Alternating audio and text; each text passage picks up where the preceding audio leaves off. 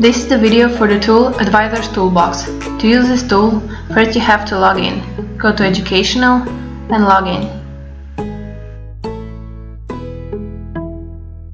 Write your info. To view an existing report, here you can write Household ID and then click Find. To create a new report, write your new household ID, then click Create.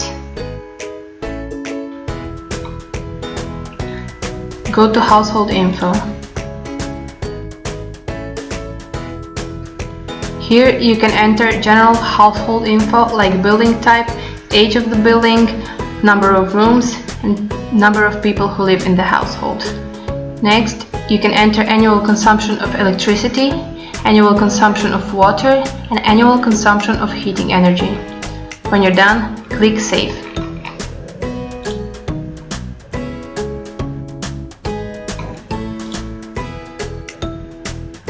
For lighting, you can add the number of lamps in the house. Select a room, write down old lamp power, number of hours a day that it's turned on, new lamp type, and quantity. When you're done, click Save.